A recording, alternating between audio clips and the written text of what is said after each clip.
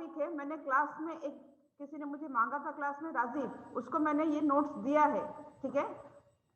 आप ये उससे लेके आप देख सकते हो। एंड इसको मैं थोड़ा सा, क्योंकि और भी इसमें कुछ कुछ चेंजेस करने हो सकते हैं, क्योंकि सारी इक्वेशंस है, सो इसको मैं पीडीएफ बनाने के बाद गूगल क्लासरूम में अपलोड करूंगी, ठीक है। वरना इक्वेशन बाई चांस डिस्टर्ब हो सकता है, बहुत सारी इक्वेशंस है।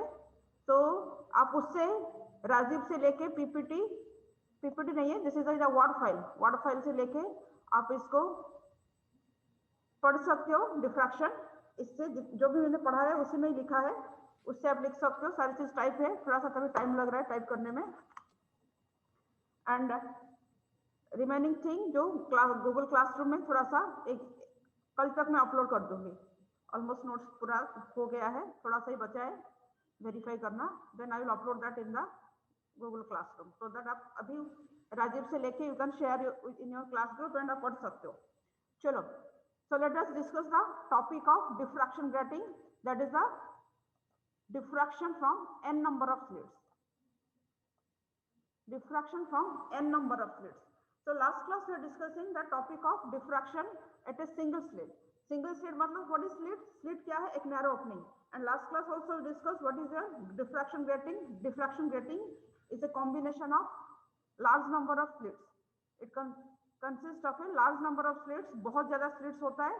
दैट इज 1 इंच में जो हम लैब में यूज करते हैं उसका जो साइज है, दैट इज इन 1 इंच में we are having 15,000 slits are there. So you can imagine the size of slit, slit would कितना हो सकता है एंड स्पेसिंग बिटवीन द स्लिट्स कितना हो सकता है। So let us consider a diffraction grating. तो डिफ्रैक्शन, पहले स्लिट में क्या होता था, एक बार फिर से इसको डिस्कस करेंगे। ब्लैक बोर्ड दिख रहा है बच्चे सबको? एंड अगेन से this thing, so this is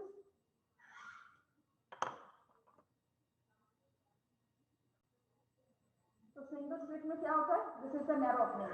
again इस चीज को देखो, सिंगल स्लिट में हमने क्या बोला, जब यहां से लाइट इंसिडेंट करेगी, देन हमने क्या कंसीडर किया था, 1 2 3 up to small n number of sources should be there along the length of the slit.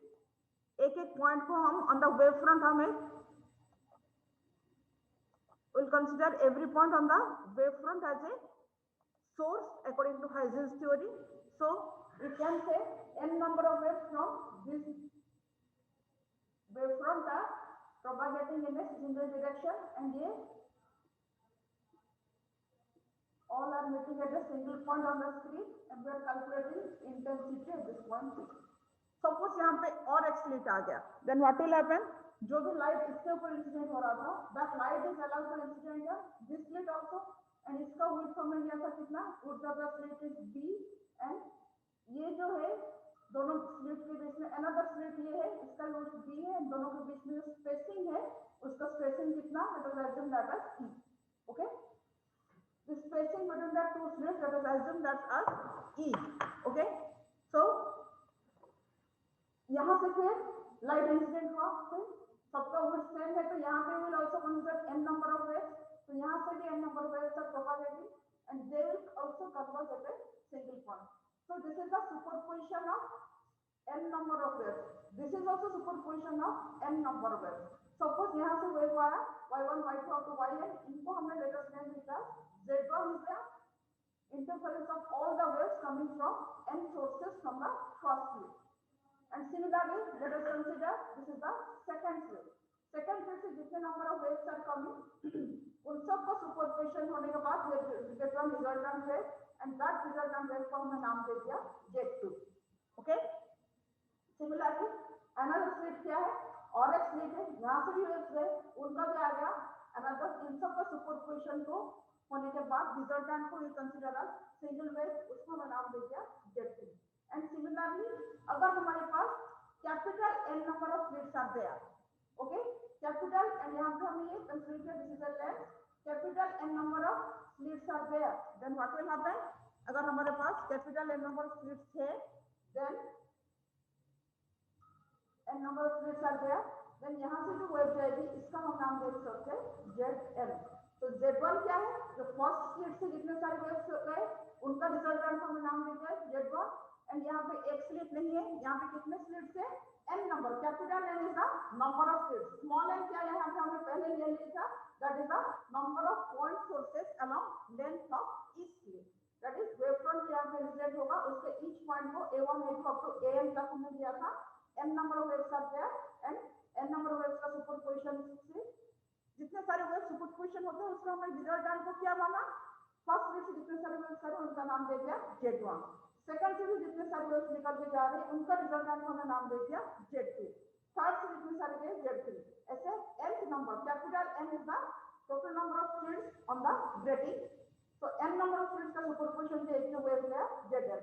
अभी यहाँ पे हम क्या कंसीडर करेंगे, इसके बाद यहाँ तक हमें कभी पता चला, अभी इन सब का सुपरपोजिशन होने के बाद ये सब जो कैपिटल N नंबर वेव्स का सुपरपोजिशन होने के बाद हमें क्या मिलेगा, Z1 plus Z2 up to Zn, इन सब का सुपरपोजिशन हमें एक सिंगल वेव मिलेगा जिसको हम नाम दे देंगे Z। ओके, तो Z यहाँ पे एक ही वेव जाएगा क्योंकि हम intensity at this point P calculate करेंगे, इंटेंसिटी क्या होता है, square of the amplitude, amplitude of which wave, amplitude of the resultant wave of all this thing and suppose इसको हमने लिखा J cos ओमेगा t ऐसे कुछ फॉर्म में, अगर इसका वैल्यू अगर A जो भी आया उसका square is the intensity at this point P। Excuse me ma'am. हाँ बोलो मैम, मारने वेटिंग रूम में उसे अलाउ कर दो। Okay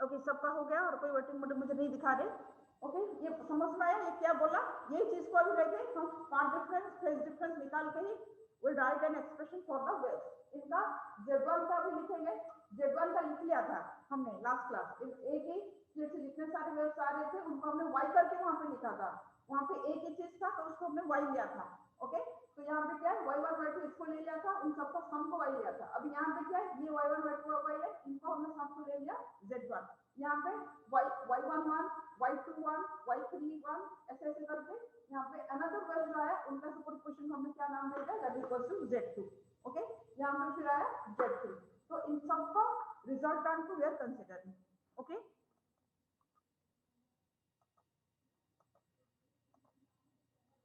so this is resultant of all the waves, okay so Z equals to Z1 plus Z2 up to Zn, अभी ये Z के लिए पहले एक्सप्रेशन क्या होगा, let us calculate that thing, तो ये भी वही होगा, हमने पहले क्या लिया था y1 एक वेव है a cos a sin omega t, a cos omega t लिया था शायद, फिर यहाँ पे फेज डिफरेंस फाई था, अभी यहाँ पे भी वही हुआ, ऐसे करते करते पॉलीगॉन्स लॉ से we calculated the resultant of all this waves, okay ये निकाला था, अभी वही चीज इसके लिए करेंगे, तो Z1 क्या है, Z1 is this, Z2 is this, Z3 is this, Z4 is this, resultant of all this will given by the open side of the polygon, and in सब में phase difference कितना हमने लिया है phi1, this is phi1, ये phi1 and इसका एक expression resultant के लिए निकालेंगे, रिजल्टेंट का एक्सप्रेशन हमें पता है दैट इज क्या लिखा था a sin n phi by 2 upon sin phi by 2 sin n phi by 2 upon sin phi by 2 into cos omega T minus n phi by 2, ये हमारी एक्सप्रेशन पहले आ गई थी जो हमने लिखा था, ओके चलो अभी वही चीज को देखते हैं, सारे बच्चे आए 44 स्टूडेंट्स आए हैं, ओके बाकी भी 10 बच्चे नहीं, ठीक है चलो let us see grating diffraction, grating क्या है लास्ट क्लास मैंने आपको बता दिया था, so let us see now what are the क्या क्या इसमें कंसीडर करना है, let us consider diffraction produced by, this is not small n, this is capital N, okay ये this is your capital N होगा, n parallel slits, okay let note down this thing, let us consider diffraction pattern produced by capital N parallel slits, let width of each slit is b and distance between the consecutive slits is d, and for the first slit at A ये हमने निकाला था, ये already हमने निकाल दिया था, a sin beta by beta cos omega T minus beta निकाला था या नहीं बताओ, इसको हमने y करके निकाला था, ऊपर में ये एक्सप्रेशन आप देख सकते हो, सबसे पहले हम यही एक्सप्रेशन निकाल के ही यूज किया था बीटा के फॉर्म में, ठीक है इसी से बीटा आया था, इससे उसके ऊपर हमने ये लिखा था दैट इज रिजल्टेंट का जो ये है एम्पलीट्यूड इज दिस, उसके साथ फेज फैक्टर हमने ऊपर वाला फाइनल वाला एक्सप्रेशन में लिखा था, सबसे ऊपर वाला फाइनल वाला एक्सप्रेशन में लिखा था। ओके, ये चीज, this is the final expression for this. जो हमने y1 y2 yn लिया था उसी को हमने बीटा सब्स्टिट्यूट करने के बाद वी गॉट दिस वैल्यू। ठीक है, सो यहाँ पे भी उसी चीज को लिखा, कोई नया चीज नहीं लिखा। डोंट गेट कंफ्यूज कि क्या लिखा कहां से आया।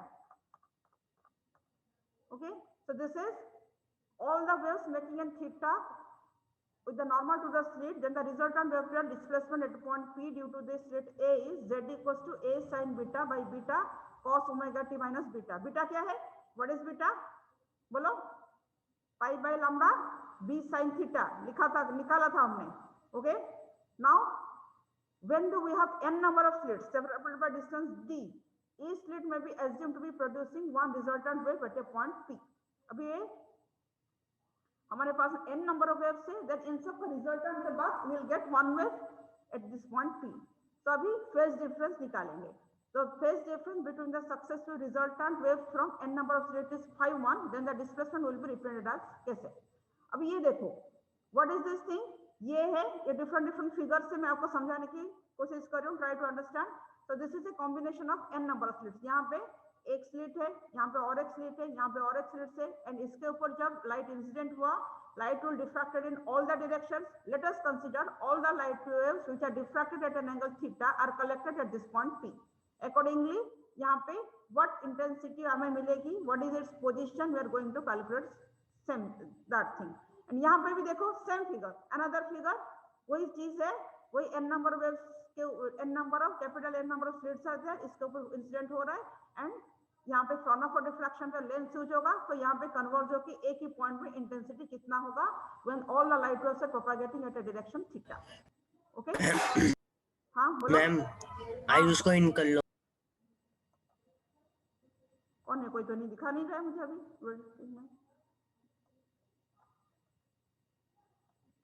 है नहीं कोई बेटा? देखते हैं, उसका कनेक्शन शायद कट गया होगा, फिर से आएगा तो देखते हैं। ओके, सो दिस इज, और यहाँ पे यही फिगर से मैंने जो कैलकुलेशन किया है अकॉर्डिंग टू दिस सिंबल, यहाँ पे इसी सिंबल के हिसाब से मैंने यहाँ पे लिखा। बहुत सी जगह पे बुक्स में आपको a plus B, A is the slit width, B is the spacing width slit लिख सकता है। सो आई गॉट, मुझे इस I have written everything according to this two figures, both the figures are same. तो यहाँ पे क्या लिया है, विड्थ ऑफ द स्लिट, एक जो स्लिट का विड्थ है, तो this is your width of the slit, ये है स्लिट का विड्थ, ये स्लिट का विड्थ कितना लिया है b, एंड यहाँ पे और एक स्लिट है width of slit b, and in दोनों के बीच में स्पेसिंग कितना है, मैंने लिया है इसको e, b and e। b एक विड्थ ऑफ द स्लिट, जिसको क्या कहा जाता है, ट्रांसपेरेंसी, एंड e को कहा जाता है ओपेसिटी। ओके, सो यहाँ पे हम सबसे पहले निकालेंगे what is the phase difference between the two consecutive waves. So हमने क्या कंसीडर किया,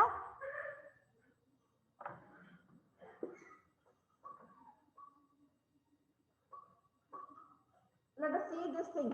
बच्चे इस चीज को समझना है, आगे कुछ समझने के लिए नहीं, खाली मैथमेटिकल आएगा, जो समझने का चीज यही चीज है। तो let us see this thing. तो this is your one slit, यहाँ से जितने सारे वेव्स निकल के जा रहे थे उनका रिजल्टेंट को हमने नाम दे दिया Z1। ओके, उनका नाम दे दिया हमने Z1, एंड यहाँ से और एक स्लिट है, यहाँ से भी n नंबर वेव्स निकल के जा रहे थे, एंड इन सब का रिजल्टेंट को हमने नाम दे दिया Z2, Z1 एंड Z2। अभी इन दोनों के बीच में फेज डिफरेंस निकालेंगे, पार्ट डिफरेंस निकालेंगे। कैसे निकालेंगे बोलो, यही ये फिगर यही चीज को समझा रहा है, ये दोनों फिगर वही चीज को समझा रहे हैं। तो first you see this figure, इसमें क्या दिखा है, इसमें थोड़ा सा छोटा करके दिया है, एंड इसी फिगर में वही चीज को थोड़ा सा बड़ा करके दिखा रहा है। मैं आपको यही फिगर ही दिखा रही हूँ। Now you see this figure, इस फिगर को देख सकते हो, only this you can see this figure. So in this figure यहाँ पे क्या कंसीडर किया है, सपोज इन सब का रिजल्टेंट को हमने दिखा दिया at this lower portion of the slit, इस पोर्शन को उसने नाम दे दिया A। इन सब का रिजल्टेंट जो जा रहा था, late us consider the resultant going from this point A। सो सबके लिए भी नीचे से दिखाएंगे, इसका रिजल्टेंट अगर नीचे से दिखा रहे हैं, यहाँ से जितने सारे वेव्स जा रहे हैं इनका रिजल्टेंट भी हम दिखा सकते हैं नीचे से। So this is Z2 is this, but whatever is coming from this. So B is this point. अभी बताओ A and B से ए से एक वेव गया एंड बी से अनदर वेव इज गोइंग। यहाँ से परपेंडिकुलर हमने ड्रॉ कर दी एंड यहाँ पे ये हमने एज्यूम कर दिया this is all our waves are going at an angle theta.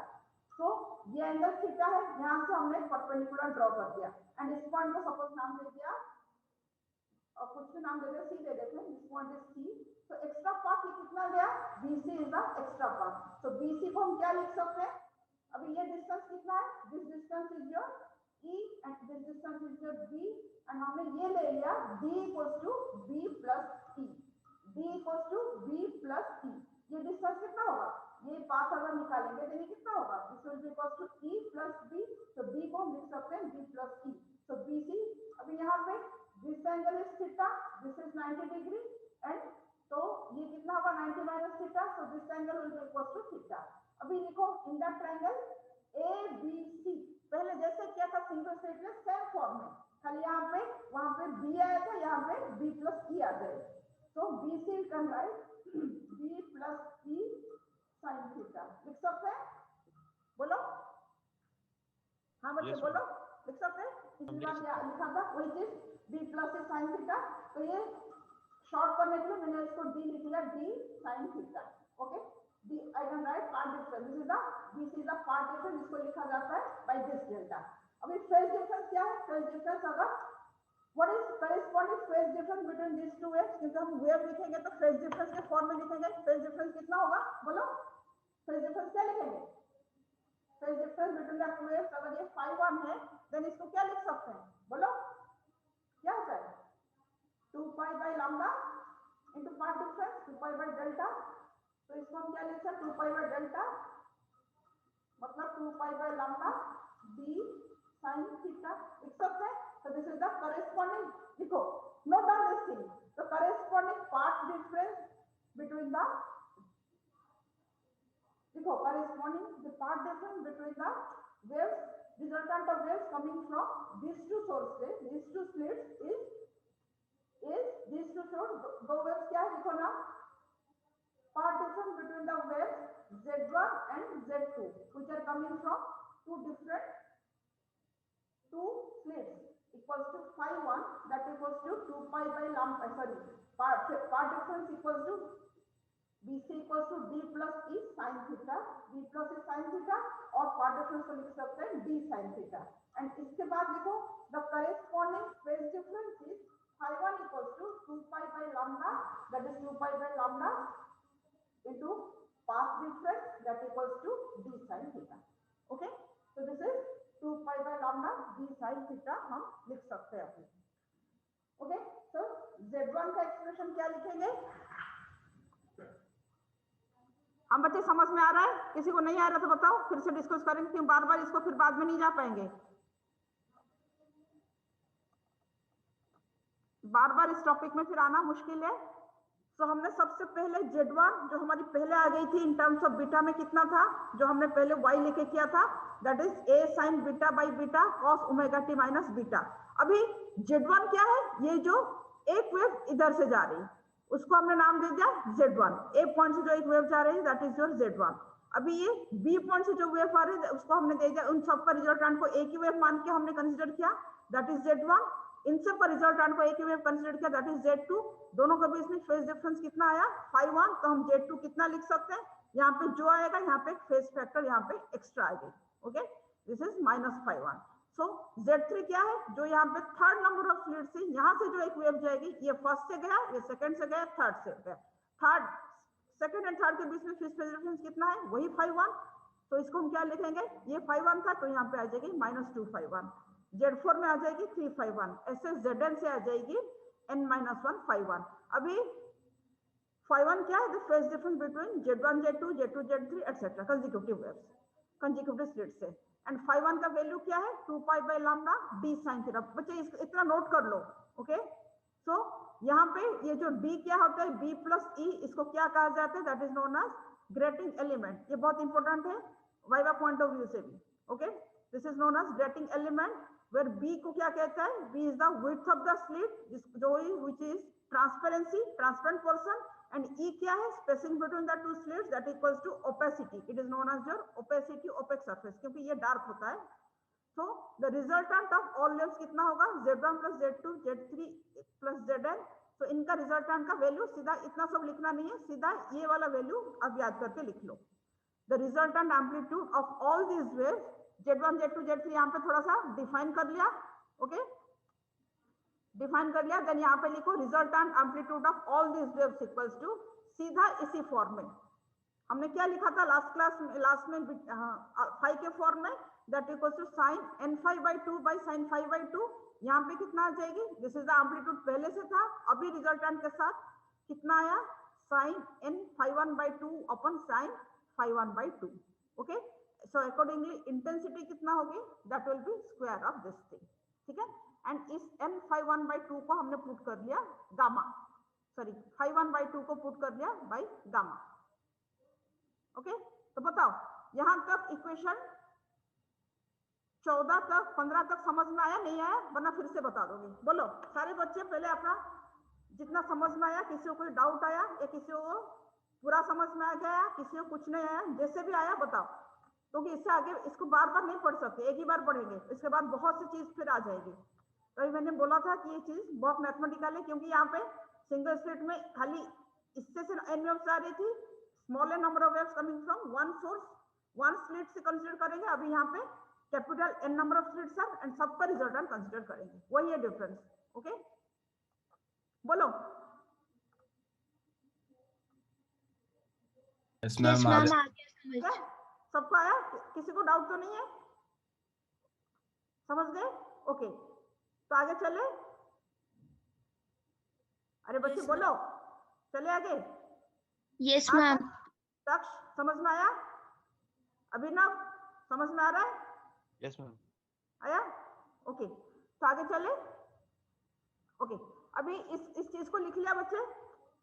Okay, तो पहले ये फिगर बना दो. ये फिगर बहुत इंपॉर्टेंट है, वरना फिगर के बगैर आप अपनी कॉपी में से कुछ समझ में नहीं आएगा कि क्या हो रहा है. Draw this figure. I think figure तो बना लिया होगा आप लोगों ने. ये वाला फिगर बनाओ जिसमें पार्ट डिफरेंस क्लियरली गिवन है. यहाँ पे दो के बीच की पार्ट डिफरेंस क्लियर है, यहाँ पे एन वेव का जो ये है वो गिवन है. ठीक है, बोलो फिगर बन गया. आगे चले. Z1 Z2 Z3, जो मैं चीज बोल रही हूँ उसको लिखते जाओ, जो चीज नहीं लिखना उसको छोड़ दो, कोई आपका काम नहीं है. तो Z1 Z2 Z3 ये तो आपको खाली समझने के लिए चाहिए. आप डायरेक्टली ये भी लिख सकते हो, resultant of N waves coming from capital N number of slits equals to this. पहले सिंगल स्लिट का रेफरेंस देके फिर ये लिखोगे एंड देन उसका रिजल्टेंट का value directly you can note down. ठीक है, बताओ लिख रहे हो, किसी को डिस्टर्बेंस तो नहीं हो रहा है. मैं क्योंकि मैं आगे पीछे कर रही हूँ, किसको अगर लिखना है तो आप रुक सकते हो, और मैंने ये चीज फिर से भी शेयर कर लिया है, उसको आप देख भी सकते हो.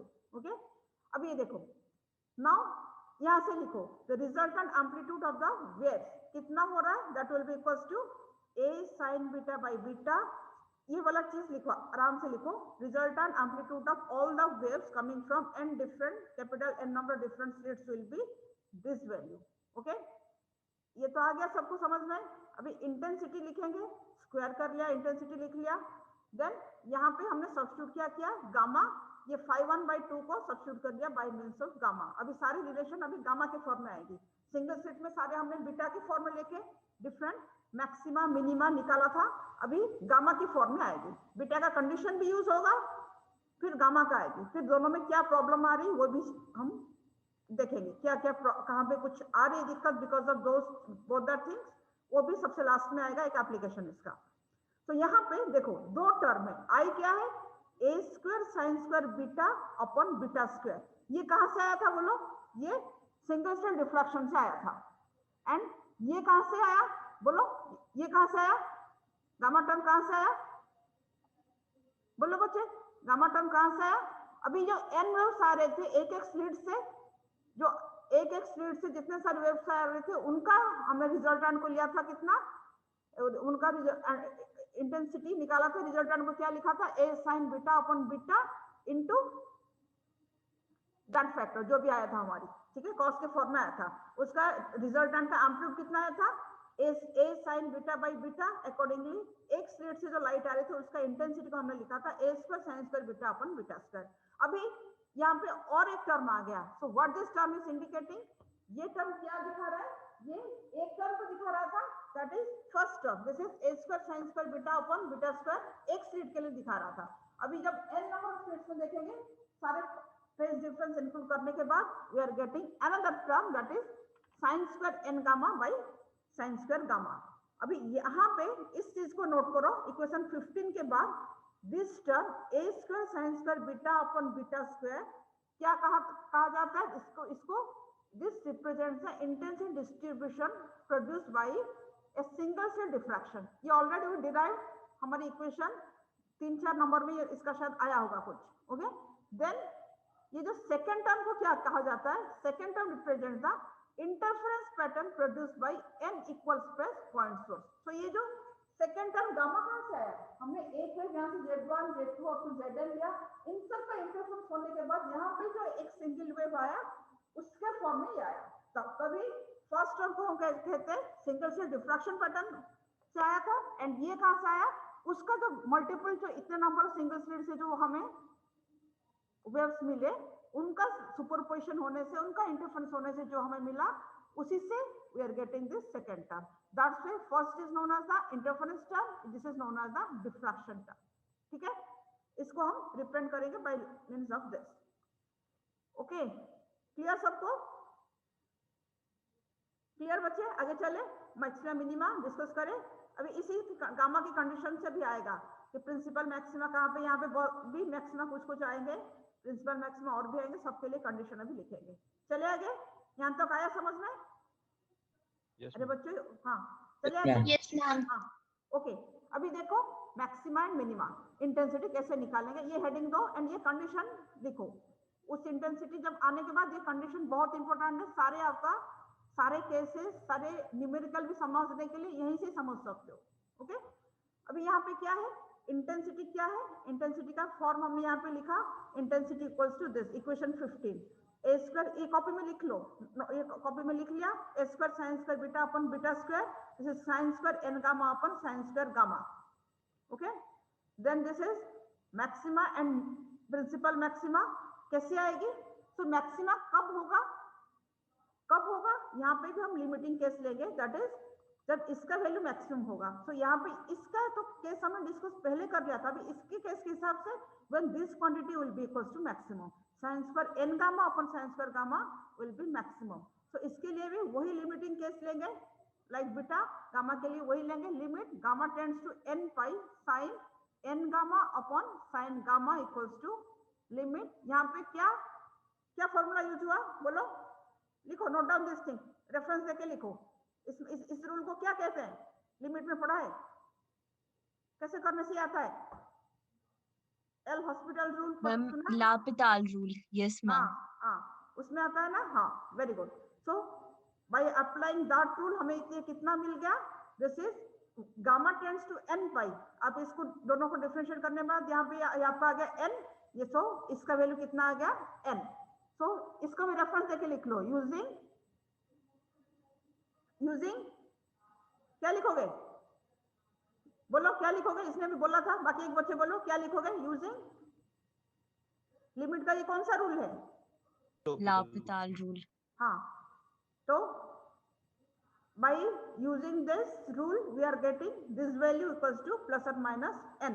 so अभी इंटेंसिटी I कितना हो गया, इंटेंसिटी ये इतना था, इसका वैल्यू हमारी n आ गया, इसका स्क्वायर करेंगे तो n square, so we can write this value I equals to n square a square sin square beta upon beta square। okay, so this is your maxima of the intensity of the central maxima, जो हमारी एक maxima centre पे आती है। अभी यहाँ पे जो डिफ्रैक्शन पैटर्न बनती है, ओके थोड़ा सा आपको डिफ्रैक्शन पैटर्न दिखा देती हूँ कि ग्रेटिंग में जब हम लेते हैं, एन स्लिट्स में जब लेते हैं डिफ्रैक्शन पैटर्न, पहले आपको पता है, फिर से इस चीज को देख लो तो कैसे आती है, यहाँ पे एन नंबर ऑफ स्लिट्स है, जितने सारे रेज जाके हम कहेंगे थीटा इक्वल टू 0 में इंसिडेंट होंगे, तो they will convert eight this point and उनका जो इंटेंसिटी सबसे ज्यादा होता है that is your central maxima, and इसके बाद और gradually diminishing maxima on both the sides आएंगे। तो and इनके बीच में भी कुछ कुछ छोटे छोटे मैक्सिमा भी आ जाती है, ठीक है, in between these two you can also observe छोटे छोटे मैक्सिमा। तो इसको क्या कहा जाता है, this is known as central maxima, pattern सारे हैं मैं बाद में दिखाऊंगी। सेंट्रल मैक्सिमा इसको कहा जाता है प्रिंसिपल मैक्सिमा फर्स्ट ऑर्डर। इसके बाद और थोड़ा इंटेंस आता है प्रिंसिपल मैक्सिमा सेकंड ऑर्डर, ये हमने ग्रेटिंग में एक्सपेरिमेंट में थोड़ा समझा था। एंड इसको कहा जाता है प्रिंसिपल मैक्सिमा। एंड ये जो छोटे छोटे मैक्सिमम बीच में आते हैं जिनका इंटेंसिटी बहुत कम होता है उनको कहा जाता है सेकेंडरी मैक्सिमा। अभी हम सबका इंटेंसिटी निकालेंगे, कहाँ पे मैक्सिमा आता है, कहाँ पे मिनिमा आता है, will calculate all those things. Okay, so अभी बताओ ये वाला कंडीशन जो हमने लिख लिया है ये कब आता है? लिमिटिंग केस तो पुट कर लिया, लिमिटिंग केस किस किस में होता है? Gamma tends to n pi. Okay, gamma tends to n pi मतलब gamma equal to 0 pi 2 pi सारे वैल्यूज हो गए। अभी गामा के लिए कंडीशन लिखेंगे, लिखो गामा का वैल्यू क्या है? गामा का वैल्यू हमने यहाँ पे डिफाइन किया था, gamma equal to this pi d sin theta upon lambda. तो वही लिखो, तो हम क्या लिखेंगे? Gamma equal to n pi that equals to pi by lambda d sin theta. लिखो बच्चे, ये कंडीशन बहुत ज्यादा इंपॉर्टेंट है, इसको समझना है, ये कंफ्यूज करेगा आगे जाते आते। यही कंडीशन लिखते जाओ, ये आगे फिर मिनिमम में यही कंडीशन फिर से आएगा जो कंफ्यूज करेगा, तभी समझ के लिखो। तो गामा इक्वल्स टू कितना है? n pi pi by lambda d sin theta. तो sin थीटा का वैल्यू कितना आया? sin theta equals to n lambda by b। Okay, so for gamma equals to n pi कितना आ गया आपका? Gamma equals to n pi, beta की यहाँ भी जरूरत नहीं है, इसको छोड़ दो, सीधा लिखो gamma equals to n pi. So pi d sin theta upon lambda equals to plus और minus n pi. So d sin theta equals to कितना लिखेंगे? हमें क्या है? थीटा के फॉर्म में चाहिए जो भी expression. So for d sin theta equals to plus और minus n lambda, and d हमने डिफाइन किया था b plus e sin theta equals to plus और minus n lambda. This is the condition for your central maxima. Okay, so this gives the direction of the principal maxima and is called the central maxima.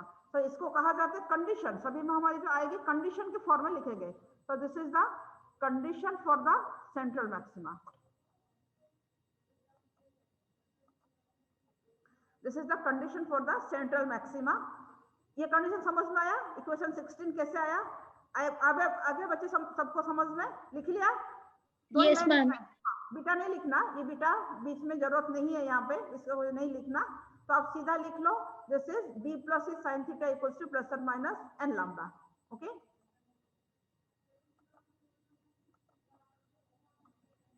अभी देखो minima में चलेंगे। Minima के लिए क्या होगा? देखो एक्सप्रेशन क्या है आपने लिखा है, दिस इज एक्सप्रेशन। मिनिमा मतलब इंटेंसिटी कितना होगा? Intensity will be 0। 0 मतलब i इक्वल्स टू 0, इसका कंडीशन नहीं लेंगे अभी इसके फॉर्म में। सो ये टर्म 0 कब होगा? व्हेन दिस, उसको कंडीशन देखते हैं। मिनिमम के लिए क्या आएगी? For minimum intensity the intensity will be 0 और मिनिमम कब हो सकता है? व्हेन न्यूमरेटर जो sine n gamma by gamma में से साइन n गामा 0 होगा बट साइन गामा 0 नहीं होगा। दो कंडीशन साइमल्टेनियसली हमें चेक करना है। When this sine n gamma 0 but sine gamma is not equal to 0। तो पहले गामा साइन n गामा का कंडीशन देखते हैं, लिखो इसको। इंटेंसिटी मैक्सिमम होगा कि डिनोमिनेटर अगर 0 दोनों आ जाएगी तो उसको तो लिमिटिंग केस में हमने सेंट्रल मैक्सिमा के लिए ले लिया। अभी दोनों 0 तो नहीं ले सकते, खाली ऊपर वाला को 0 करेंगे। तो ऊपर वाला को 0 मतलब sine n gamma equals to 0। तो when this sine n gamma equals to 0, n gamma equals to 0 मतलब गामा का वैल्यू क्या है? Pi d sin theta upon lambda equals to plus और माइनस m पाई। एक कंडीशन ले लिया। n gamma 0 कब होगा? When this n gamma equals 0 pi 2 pi, as usual हमें पता है साइन का दिस वैल्यूज आर 0। तो हमने यहाँ पे n क्या पुट किया? n गामा का वैल्यू पुट किया। n गामा, गामा क्या है? Pi d sin theta upon lambda into n gamma, वो कर लिया n into gamma that is n into pi d sin theta upon lambda equals to this value that equals to m pi plus और minus m pi. So अभी यहाँ पे देखो lambda उधर चला गया, पाई से पाई कैंसल आउट, तो हमारे पास क्या आया? देखो इस एक्सप्रेशन को ध्यान से देखो, क्या आया? n d sin theta equals to plus और minus m lambda and this is n into b plus sin theta, कल d का वैल्यू सब्स्टिट्यूट किया दैट इक्वल्स टू प्लस और माइनस m लैम्डा। एंड ऊपर इक्वेशन 16 क्या था? देखो same equation, खाली यहाँ पे n नहीं है, यहाँ पे n नहीं है। अगर n आ गया मतलब वो मिनिमा हो गया, यहाँ पे n नहीं है मतलब that is the condition for central maxima. समझ में आ रहा है ये दोनों डिफरेंस?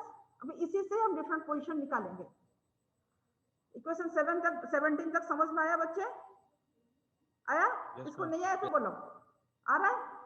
अगर नहीं आया तो मैं रिपीट कर दूं, बट इस टॉपिक को कंफ्यूजन करके बिल्कुल नहीं छोड़ना। ठीक है, बिल्कुल छोड़ना नहीं, क्योंकि बहुत सिंपल टॉपिक है, खाली मैथमेटिकल ज्यादा है, आपको सारे लॉजिक क्या क्या यूज हो रहा है उसको खाली देखना है। ठीक है, अब टाइम कम है, रिजॉइन कर लेना एंड अटेंडेंस मुझे सेंड करो, send me attendance. And another thing, attendance सबका मुझे तो अभी ले लूंगी, पर लास्ट तक आप लोग डिस्कंटिन्यू कर रहे हो, तो लास्ट में जो जो प्रेजेंट हो गए उनका ही मैं ये करूंगी उस लिस्ट में से। समझ में आया? बीच में जो आप क्लास के बाद छोड़ के चले जाते हो, then I will not give attendance. Okay, और जिसका माइक का भी चलेगा उसको भी अटेंडेंस नहीं मिलेगी in any class. So this is the rule we made. जिसका भी माइक अभी फालतू का खुला रहेगा उसको भी अटेंडेंस नहीं मिलेगी। जब पूछा जाएगा ओपन करोगे और बोलोगे। और ये जो गाना वाना डांस करते रहते हो, घूमते फिरते क्लास करते हो, वो सब स्टॉप करना। ओके, चलो। So this there are m half कितना है अभी देखो, यहाँ पे हमने क्या लिया है एम। एम का वैल्यू क्या क्या हो सकता है, क्या क्या हो सकता है बताओ। एम का वैल्यू हमारे क्या हो सकता है, 0 हो सकता है, नहीं हो सकता। एम का value 1 2 3 up to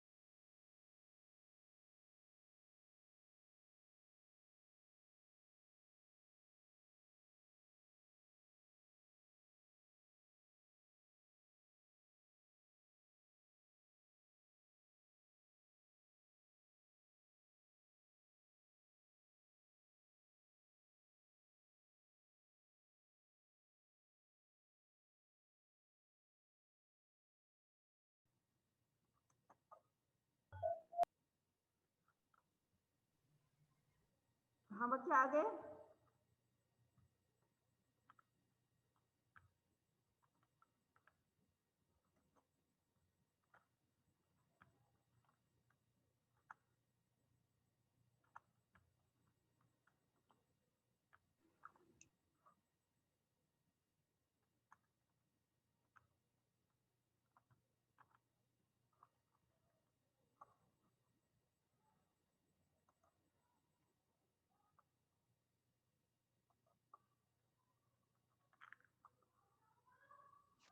okay, C this thing, हम क्या देख रहे थे, दिस इज इंपोर्टेंट थिंग। इसी में ही सबको फिर बाद में फिर बच्चों इसी में कंफ्यूज होते रहते नहीं होता क्या है, क्या चीज है। ओके, तो m का क्या वैल्यू हो सकता है, m can value 1 2 up to n-1 होगा। m का वैल्यू 0 नहीं होगा, n भी नहीं होगा। फिर n के बाद क्या होगा, n+1 up to n+2 up to n+3, ये होते होते क्या हो सकता है 2n-1 तक जा सकता है। ओके, फिर वैल्यू क्या हो सकता है, the value will be 2n-1, यहां तक जा सकता है।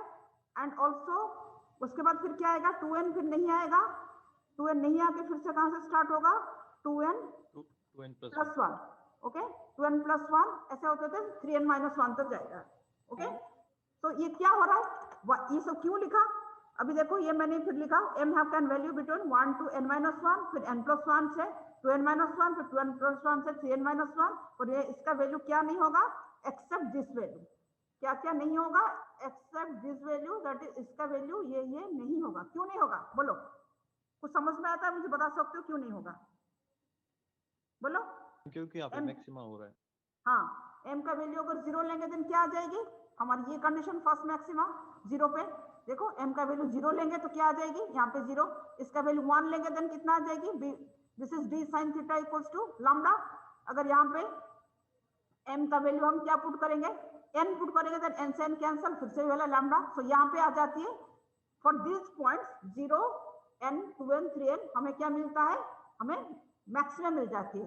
सेंटर में, जीरो में central maxima and all other में यहाँ पे फर्स्ट ऑर्डर प्रिंसिपल मैक्सिमा, यहाँ पे सेकंड ऑर्डर प्रिंसिपल मैक्सिमा, यहाँ पे थर्ड ऑर्डर प्रिंसिपल मैक्सिमा। ठीक है, ऐसे डिफरेंट डिफरेंट मैक्सिमा आती है, दैट्स व्हाई हम इतने सारे नहीं ले सकते।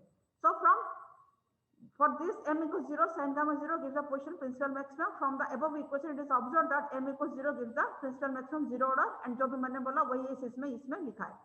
अभी यहाँ पे क्या लिखा, m equals to n, we must say that there are n minus 1। अभी इतने सारे जो मिनिमा आ रहे हैं, अभी बताओ ये क्या है बोला, ये बोला m equals to 1 में एक मिनिमा है, 2 पे एक मिनिमा है, n minus 1 पे भी मिनिमा है। so what it implies, बताओ क्या ये दिखाता है, that is हम बता रहे एक दो मैक्सिमा है।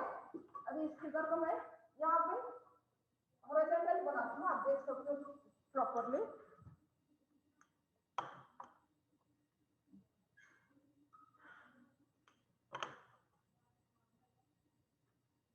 दिख रहा है बच्चे black board? Yes ma'am. Yes, ma'am. Yes, ma'am. यहाँ पे देखो, this is your central maxima, यहाँ पे हमने बता दिया। ओके, ये क्या है, फॉर n equals to 0 पे, स्मॉल n equals to 0 पे। अभी यहाँ पे हमारी क्या आ गई, जो हम प्रिंसिपल मैक्सिमम जो हमने बोला n equals to n पे आ गई। ठीक है, अभी बताओ जो हमने बोला 1 2 3 अप टू n minus 1, इसके बीच में क्या है, ये सब different different positions of various minima. तो ये भी आपका मिनिमा हो रहा है। तो these are different different minima. तो यहाँ पे मिनिमा आ रहा है, मतलब this is n equals to 1 पे एक मिनिमा, this is 2 पे एक मिनिमा एंड फिर यहाँ पे 3 पे minima, this is n minus 1 पे भी minima. so what it implies, 1 2 3 up to n minus 1, यहाँ से दिखेंगे n minus 1 n minus 2 ऐसे ऐसे होके मिनिमा आ रही। मतलब इनके बीच में इतने सारे मिनिमा, मतलब इतने सारे मिनिमा, मतलब in between any two consecutive minima there should be a maxima। Okay, दो मिनिमा का मतलब क्या है, यहाँ पे एक मिनिमा यहाँ पे एक मिनिमा, मतलब इसके बीच में कोई मैक्सिमा है तभी तो दो मिनिमा आएगा, अदरवाइज इस साल का मिनिमा ही चला जाता। ओके, तो यहाँ पे इंटेंसिटी 0, यहाँ पे इंटेंसिटी 0, मतलब जितना शॉर्ट डिफाइंड पॉइंट्स हमने बता दिया। तो यहाँ पे इंटेंसिटी 0 नहीं है, मतलब यहाँ पे कुछ मैक्सिमा आ रहा है, यहाँ पे भी कुछ मैक्सिमा आ रहा है and those maximas are known as, जो ये जो मैक्सिमा बनेगी इसको क्या कहा जाता है, सेकेंडरी मैक्सिमा। ओके, अभी बताओ यहाँ पे अगर n minus 1 है, 1 2 अप टू n minus 1 पे मिनिमा लाई कर रहा है, तो कितना सेकेंडरी मैक्सिमा बनेगा, बोलो सेकेंडरी मैक्सिमा कितना बनेगा, अगर n minus 1 मिनिमा है तो सेकेंडरी मैक्सिमा कितना बनेगा। अरे बोलो, नॉर्मल है ये कुछ मैथमेटिक्स नहीं है, कॉमन नॉलेज से बोलो। अरे बोलो, 1 और 2 के बीच में कितना आएगा, दो मिनिमा के बीच में एक आएगा, तो n minus 1 से n minus 1 के बीच में कितना सेकेंडरी मैक्सिमा बनेगा, n minus 2 बनेगा। कितना गैप है, गैप कितना बनेगा, यहाँ पे अगर n आपने लाइन बना दी तो गैप कितना बन गया, n minus 1 बना। अगर n minus 1 बना दिया, अगर मैंने n minus 1 लाइन ड्रॉ कर दी तो गैप कितना बनेगा, n minus 2 बनेगा। so there should be n minus 2 secondary maxima between two consecutive minima। ठीक है, वही चीज इसमें लिखा है। so there are n minus 1 equals to minima between 0th order and first order principal maxima, there are n minus 1 minima between two consecutive principal maxima। so यही चीज को हम क्या बता सकते हैं, दैट इज इसके बीच में भी आगे ही इस चीज को लिखा है, that is there should be other minima in between two consecutive maxima. अब ये देखो, इसको क्या कहा गया, 0th order principal maxima. Yes बेटा बोलो। Some students are in the waiting room. Okay,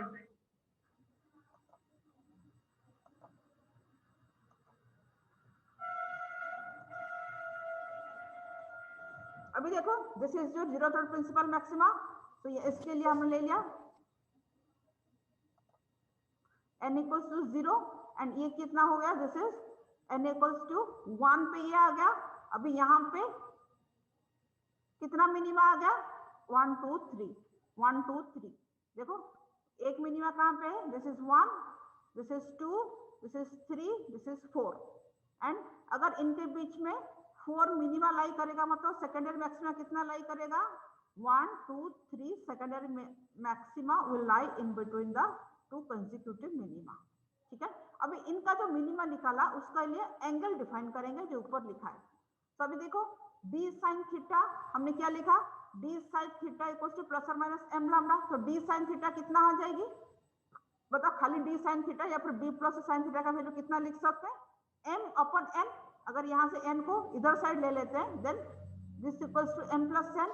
तो हम डी साइन थीटा के फॉर्म में लिखेंगे देन कितना आएगी, कहाँ कहाँ पोजीशन में आएगी, for the value of d sine theta हमें क्या मिलेगी, d sine theta equal to lambda by n. This is the lambda by n, this is the position of the first minima, this is position of the second minima, and यहाँ पे फिर n minus one lambda by n पे जो last minima. फिर से क्या आ गया, फिर से क्या आ गया, फिर से ये आ गया प्रिंसिपल मैक्सिमा। उसके बाद इसका इस पॉइंट कितना होगी 2n minus one. What this point will be 2n minus one, 2n minus two, sorry 2n plus one, 2n plus two, 2n plus three, and this is 3n minus one. तो वही चीज को इसने यहाँ पे clearly दिखाया गया कि आपका डिफ्लेक्शन पैटर्न में जो वेरियस मिनिमा का position according to the value of d sine theta कितना है, that will be this value. Okay, so between two principal maxima we are having n minus one minima.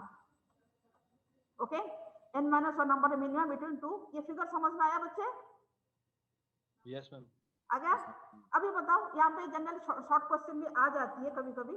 अगर मैंने बोला एक grating में number of total number of slits जो है 5 है, 5, तो उसका फिगर कैसे बनाओगे, फिगर कैसे बनाओगे मतलब कितना मैक्सिमा होगा कितना मिनिमा होगा, बोलो खाली इसके फॉर्म बोलो। ये छोटे छोटे के फॉर्म है, ये बड़े फॉर्म की बताने की जरूरत नहीं है।